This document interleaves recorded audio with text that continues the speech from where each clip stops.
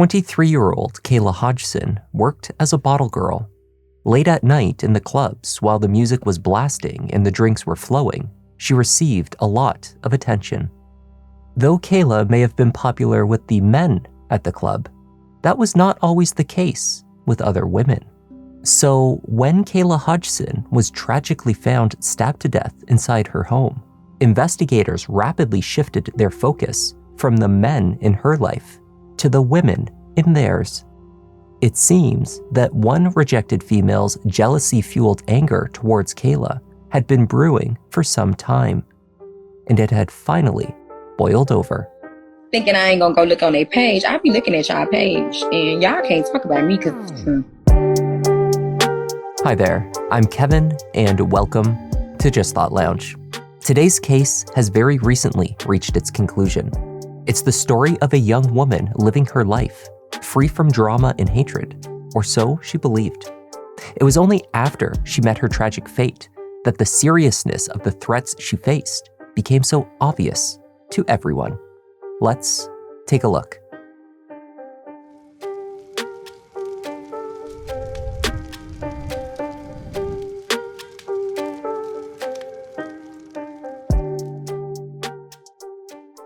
The city of Tamarack in South Florida is just north of Miami in Broward County. At 3 p.m. on July 13th, 2022, sheriff's deputies received an emergency call from an apartment building on Northwest 57th Street in Tamarack. 911, what's the address of the emergency? Oh, ma'am, I don't know the address. Okay, what is the apartment number? The caller, Revelto Robinson, had just opened the unlocked door to his friend's apartment to find a bloody scene. Okay, fire rescue's on the way. They're coming as fast as they can. Can I run down and go get the paramedics? No, but you could go outside and direct them in. Hold on, ma'am. I'm going to get them now. Hold on. Okay. Yo! Yeah. The caller says that there's a gash on the patient's neck. It looks like someone slashed her neck. 4 minutes after dispatch, Deputy Huston arrived at the building, ushered in by Revelto, who had rapidly covered 2 flights of stairs to wave down responding officers in the parking lot. He was quickly joined by additional sheriff's deputies, as well as fire rescue and paramedics. Emergency medical aid would not be required, however. Oh, shit. Yeah, this is right there. 23-year-old Kayla Hodgson was found just inside the threshold of apartment 200, the home that she shared with her mother, Diana. She was clearly deceased from multiple stab wounds, lying on the floor, supine, surrounded by shards of broken glass. Deputies entered to sweep the home and ensure that no one else was inside. What they viewed as they walked through was the aftermath of a violent struggle. Though Kayla was found lying on her back just a few feet from the door, areas further into the unit showed what appeared to be bloodstains on the walls, floor, and kitchen island. Underneath Kayla was a dark hose, commonly associated with a hookah, a smoking device for flavored tobacco. Glass shards were on the floor, and a portion of the base of the hookah was on the counter. It appeared that Kayla had been dragged from just inside the front door to the position where she was found, a few feet inside. On Kayla's right hand, a fingernail was missing. Both the fake and the real one likely pulled off during the struggle with her killer. A DNA sample was taken, a potentially key piece of the puzzle, should investigators find a match on file or identify a suspect. Based on the droplets spotted across the apartment, it also appeared that the killer had remained in the residence for a period of time after Kayla had been fatally wounded. Investigators identified several areas where blood evidence was located in both Kayla's and Diana Hodgson's bedrooms, notably inside Kayla's closet and bathroom. In the kitchen, there were signs that an area had been wiped down, particularly on the kitchen island opposite where Kayla was on the floor. What's more, it was determined that most of the glass that forms the base of the hookah was unaccounted for. Investigators speculated that it had been broken during the incident and pieces later removed from the scene in an attempt to cover up evidence. Most notably, there were several shoe prints visible around Kayla. The prints clearly contained the brand name BB, and based on their placement around her body, these had to have been left by someone other than Kayla. The bloody footprints continued outside the apartment. Steve, you got 3 separate tracks. You got one going this way and one going to the elevator. He said he was the only one in there. We have witnesses here? Hold on. A guy found her. Black Mount, he's over there, we got him. He's confirming. I'm going to ask his name. He ran down. The guy came down. He ran down. The guy who found her ran down, flagged fire rescue, and then ran back up. So he's saying these are his prints. The prints left a trail from apartment 200 down the stairwell, along the cement pathway, and into the parking lot, turning fainter and less visible as they continued outside of the building. Outside the apartment? Well, there's bloody footprints that come all the way down. So when you come upstairs, just be careful. There's there, and then they kind of lead all the way here, and then here. So I'm guessing he made it out to 57 if it's a 5. Yeah, if it's a 5, yeah, it's probably domestic 5. Yeah, so I want to lock that so nobody comes in there and here. And then the whole stairwell, you can see it fresh. It was not certain that the prints had been left by the killer, or if they had been left by Rivalto in his panic to flag down emergency responders.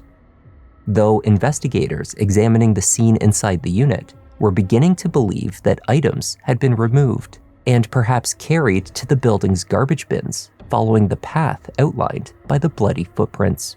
What's more, the BB footwear matched a pair of slip-ons Kayla was known to wear, and there was evidence that her closet had been accessed by her killer. Rivalto Robinson patiently waited, blood visible on his hands, which he did not wipe off until after speaking with detectives as instructed. Hey, listen, man. I'm sorry that you're going through this. We're going to do everything we can to help you out. We'll be here for you, all right? I appreciate you talking to me and being cooperative and calm, all right?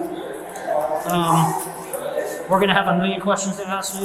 Just bear with us, all right? Velt, as he was known to friends, explained that he had last seen Kayla the evening before, sometime around 7 p.m. He left and went home. He assumed that Kayla had worked that night. She was employed as a bottle girl at a local club called Spot Lounge. Kayla had a shift at the lounge every Tuesday, which ran until about 4 a.m. In the morning, Velt stopped back at the apartment, but Kayla did not come to the door. She did not pick up her phone, and she was not responding to text messages. At first, he was angry, believing that she was blowing him off for an unknown reason.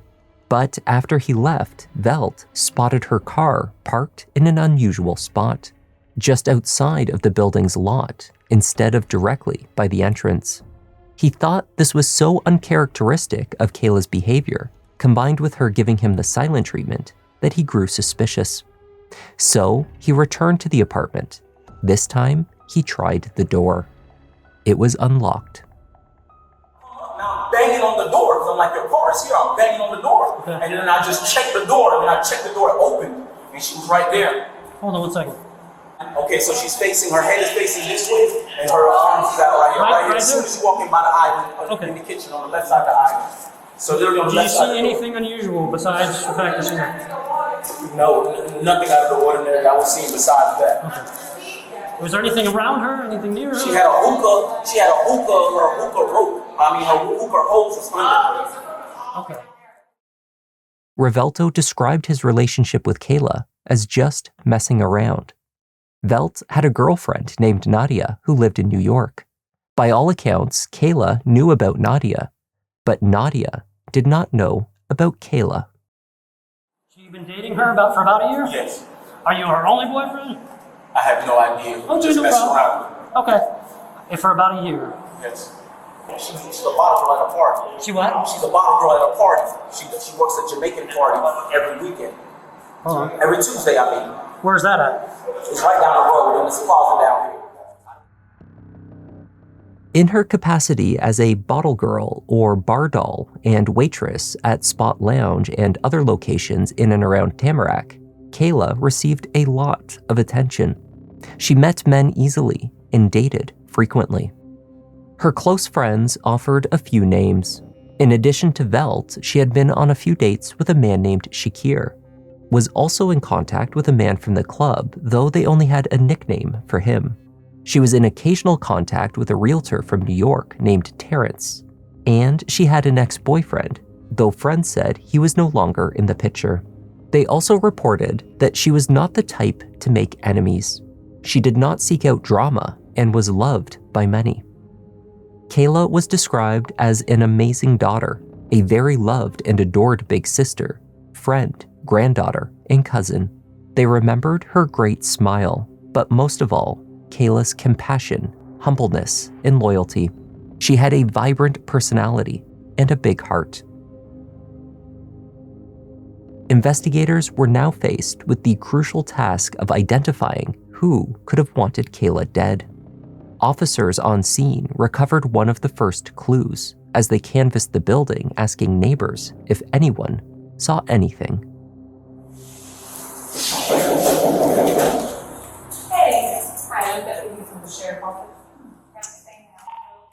In the early morning hours, a 16-year-old neighbor of Kayla's reported someone had been in the hallway and had knocked on her door. That person had claimed that someone on the floor had stolen their backpack, which had been left in the stairwell.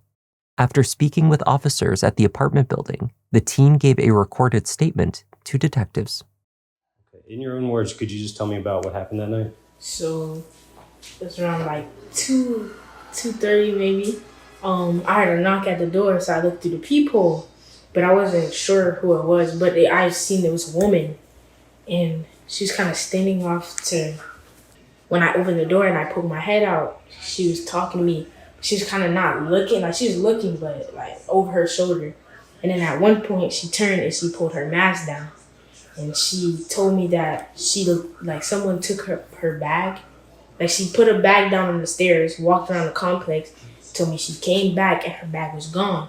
Then she said, I knocked on everybody's door, or I'm knocking on everybody's door on this floor because somebody on this floor took it. She said she heard a door open and then it closed. Probably like 20 minutes later, I started hearing banging at the door. Like it was like somebody was aggressively banging, but I didn't come out my room, like see who it was. But I called my mom, told my mom that there was somebody banging on the door. The neighbor's unit was in close proximity to Kayla's, and there was no evidence that someone had genuinely knocked on every door in the hallway in search of the bag in the middle of the night. It was more likely that the neighbor had encountered the killer, who knocked on the wrong door. The teen gave a description: a woman in black with a mask. Surveillance in the building caught the woman on camera. Kind of like a coat, a Yankees cap, like black sweatpants, and I'm not sure what type of shoes they are, but I know they're like really expensive. Predictably, when the cameras were checked for the same individual leaving the building, they found that they had changed clothing and shoes. The camera captured images of the suspect carrying a cardboard box and paper bag. Presumably items from the crime scene were inside. In the following days, detectives gave instructions to have the items inside the garbage compactor searched. Day 3 of a homicide investigation. At one point, deputies focusing on the garbage area downstairs from where a woman was found dead. The victim's second-floor apartment is still blocked off, a biohazard bag and evidence markers on the ground. The unknown is driving us crazy. We don't know who did this. We don't know why you would do this. Kayla's mother, Diana Hodgson, worked as a flight attendant. She caught the first flight home upon hearing the horrific and devastating news of her daughter's death. Diana spoke with detectives to offer any insight that may be useful. She listed items missing from the home, including a pair of slip-on BB brand shoes. I described a pair of slides that this person was wearing, and you told me they were BB slides and provided a description of them without me showing you a photo. Is that correct? Correct. We just discussed that on the phone. And you described them as a pink slide-type sandal with kind of fuzzy fur. pink. Yes. And the BB lettering is like a glitter, like a rhinestone look to it. Though their schedules often conflicted, the mother and daughter had remained close. Diana knew a considerable amount about her daughter's social life, her work, and relationships. For months, Kayla had been receiving threatening phone calls. In the days and weeks before her death, their frequency increased. But she did mention that she was having an issue as of lately with the prank phone calls, and she seemed to be a little bit more concerned about that. Velt was also aware of the calls. In fact, for some time, Kayla had believed that his girlfriend in New York was behind them. The number was blocked, but the slang the caller used, like the term deadass, was typical of New Yorkers, she thought. Velt was clueless when it came to the details of these calls. Probably like a couple weeks ago, she was getting like prank calls, people calling her like prank calling her like, like just prank calls. And she said something, but she didn't get into details about it. The greatest insight, however, came from a conversation with Kayla's best friend, Janisa, who was also a bar doll. There was a guy named Shakur. There was a guy named Terrence. Terrence, he lives in New York. That'll be about it. Okay, so Cure, Velt. Then there's her ex-boyfriend, Javon. Javon. Okay. But does she see him at all still or no? No, they haven't seen each other in a while. And we know Terrence has a girlfriend. Correct. Well, he doesn't claim the girlfriend, but yes, he has a girlfriend. It was this connection in New York with the realtor Kayla knew as Terrence that raised red flags for Janisa. Because just like Velt, Terrence, or Terry as other friends knew him, had a girlfriend in the city, though he claimed they were not an item. Terry and Kayla had met the previous August and began to spend time together when she was in New York. The problems with his not girlfriend began immediately. Threatening Instagram messages, harassing behavior, and turning up uninvited. She always seemed to know when they had been out together and would contact her afterwards. Despite this, when the crank calls began to escalate, Kayla still suspected Velt's girlfriend. Why? Because according to Diana and Janisa, from Kayla's perspective, her casual and sporadic interactions with Terrence were insignificant, not worth getting worked up about. It became apparent, however, that Terry's sometimes girlfriend disagreed. Kayla had returned home from a visit to New York shortly before her death. She and Janisa had spent one night out with Terrence and his friends while in the city, without incident. That had not been the case on a previous trip, when Terrence's not-girlfriend turned up unexpectedly, looking for a fight. She was waiting for Kayla at a lounge when we were in New York. And not this past time, but before no, that? this was about last year. Okay. Why was she waiting for her there? Probably to fight her. Oh, she wasn't like, they weren't trying to meet up and like squash something. No, she just happened to show up where Kayla was headed. That place was a frequent place for the guys to go hang out. So she went there in some sweats, hair tied back, looking to fight. This is like an after-hours place? Yes. Okay. A physical altercation never took place. Kayla avoided the confrontation and went elsewhere. That night could have been a warning for Kayla, after which the threatening texts and calls ramped up. Janisa shared texts from Kayla about the harassment with detectives. You're a whore. Leave my man alone. Like, just stuff like that, antagonizing it. But she goes, the girl keep calling me and text me now. She said, like, they would be silent for a good minute. Then I would have to scream hello just for them to say hello. Then at the end, she was like, you're a whore, right? And I was like, yeah, I know. Tell me something else. Then the bitch would go quiet. The next day in the morning, she messaged her again. Could be a female. Meanwhile, I'm sitting here pregnant. The sick part is, if y'all really talking and hanging out, I want you to know I'm not coming easy on either of y'all. The girl crazy. She had a tracker in his car. That's how she found out that they went out to eat, that he was picking her up. But for the most part, there's not one time that she did not know. The woman who was or was not the girlfriend of Terry the realtor was 28-year-old Sakina Thompson. Sakina worked as a nail technician.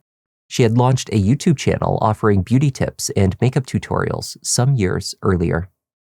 Hey guys, my name is Sakina. I'm from New York. I'm 20 years old. I'm a full-time nail technician. Yeah, I didn't really know what to say, but hello. Yeah. Okay, bye. Though Terry insisted to Kayla that he was not in a relationship with Sakina, it seems that the two had been committed to each other previously. Sakina's social media was flooded with videos of their time together. She posted about receiving enormous bouquets of flowers, presumably from Terry. One video was a carefully crafted montage of a dinner date, which included a shot of her date's personalized boxer briefs, her photo printed across the waistband. In another post, Sakina shared a recorded display of her opening a luxury gift. Terry is seen in the background, receiving congratulations from friends.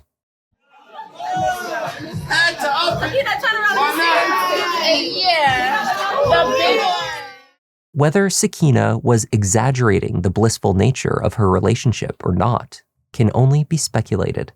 What is clear was that in her mind, Terry was her man, and he was not meant to be in contact with other women. I'ma go buy me a gun, and I'ma come back and set this motherfucker off. Sakina found Kayla on Instagram and evidently followed her activities closely. Just days before the murder, Kayla blocked her. Bitches be talking about me thinking I ain't gonna go look on their page. I be looking at y'all page, and y'all can't talk about me because It seemed unlikely that the last night Terry and Kayla spent out in New York went unnoticed. In addition, Sakina almost certainly had access to Terry's cell phone for the express purpose of monitoring his interactions with other women. She even posted their messages to each other, showing his love and loyalty to her. Terry wrote, "This is the happiest I have ever been. I love you forever, like I will never stop loving you. I hope you know." An offer that he made was also revealing. "If you come over, I'll let you go through my phone." She was really mentally psycho. Like, mentally, the girl would not leave Kayla alone. Mind you, this guy talks to many other girls in New York. But I think the fact that Kayla was gorgeous, you know, she had the body and everything, like Terrence was just after her. And that was just a persistent thing with her. It wasn't just a one night, you know? It was persistent, and he would work on it. He would fly her out. He would send her food. Like, you know, it was persistent. I feel like she felt like she was a threat. Okay. And I don't know, I was sitting at home, and I don't know, everybody kept asking me, like, do you know anybody that Kayla had problems with? Do you know anybody that didn't like her? You know, nothing triggered to me. And then all of a sudden it just hit me, like, I forgot about this girl would literally antagonize Kayla for no reason. I know Terrence has bought a flight for Kayla, you know, to come to New York. So I have of course the address would have to be in their messages. And the girl has access to his phone because she's text Kayla off his phone. So that's the only way I can think that she can get the addresses. Terry had purchased Kayla flights to New York. He ordered food to be delivered to her home in Tamarack. There was every reason to believe that her address was in his phone, and that his jealous and angry, sometimes girlfriend, had access to his device. Sakina Thompson matched the physical profile of the woman caught on camera outside of Kayla's apartment on the night of the murder. They placed her photo in a presentation lineup for the teenage neighbor who saw the likely killer that night. She identified Sakina Thompson. In your own words, like, if you were to say how sure you were that was the person? 95. 95? Okay. On Wednesday, August 3rd, 2022, at approximately 8:50 a.m., Sakina Thompson was taken into custody with the assistance of the U.S. Marshals Task Force in New York. She was then extradited to Florida. In the small black Prada purse that she carried at the time of her arrest were a handful of items, most notably the printout for a plane ticket, New York to Fort Lauderdale, leaving July 12th and returning the 14th. Investigators also learned that she was 2 months pregnant. Sakina pleaded not guilty to a charge of first-degree premeditated murder. There was no sense arguing that she was not the woman at the Tamarack apartment that night.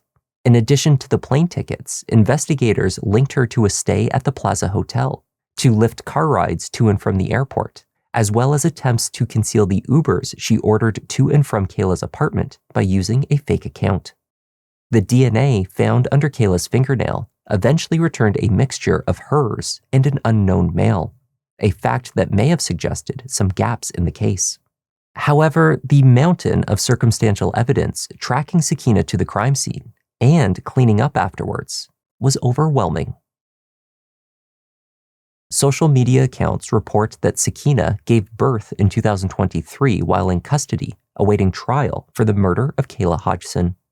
Her pregnancy would in fact form a central point of her defense. She argued that she went to Florida just to speak with Kayla, woman to woman. After being blocked online, she was left with no other means of communication. When she arrived in the middle of the night, she claimed that Kayla attacked her with the hookah. The glass shattered. Sakina alleged that she was slashed across her midsection by a piece of this glass. The attack caused her to black out as she fought to protect the life of her unborn child. Sakina testified in her own defense over the course of 2 days.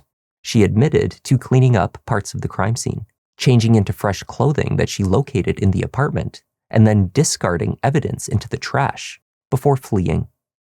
She also admitted that she had been jealous of Kayla Hodgson. A little, I guess you could say, jealous and insecure. Despite her jealous motive, she insisted that it was Kayla that had instigated the physical encounter when she hit her over the head with the hookah. She just starts grabbing my hair and punching me, and I'm on the floor. I'm kicking. I'm trying to get up to fight back at this point because now it's a fight. Prosecutors were not buying the story of a blackout. In the state's opinion, the attack that left Kayla dead from dozens of stab wounds may have occurred in a blind rage, but also constituted first-degree murder. They argued that Sakina had brought a knife with her to confront Kayla. She testified instead that after being slashed with the shard of glass, she awoke from her blackout holding a weapon and standing over Kayla's body.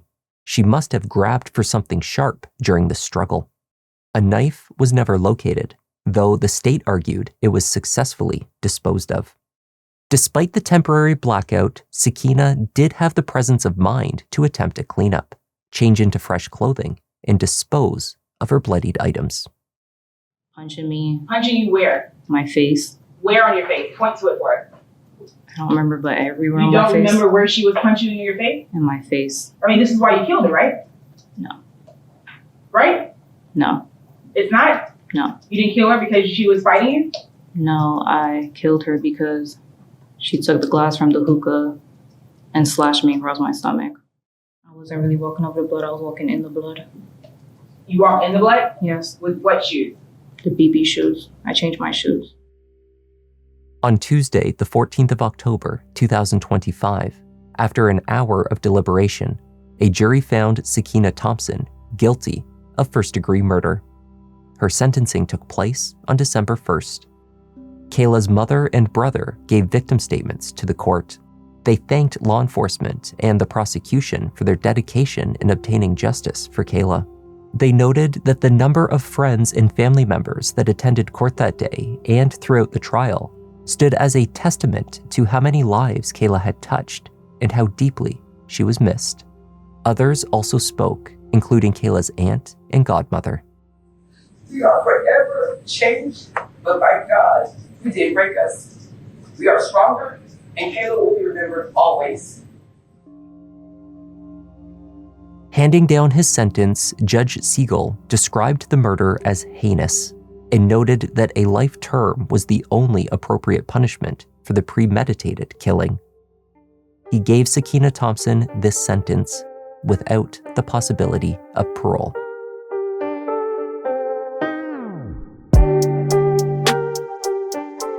And that was the tragic case of Kayla Hodgson.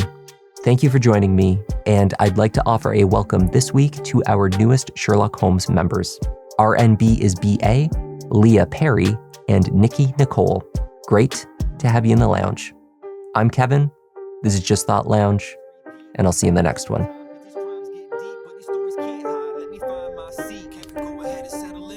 Selective, doing all the research, keeping it objective, always been effective. Can say he got a knack, pick of the litter. You see how Newton got his back. Yeah, the content that you need, this could be a new sign. We talk in the comments, they jot in a few lines. Tune in and hit like, love that, it's too kind. Feels like the whole world is on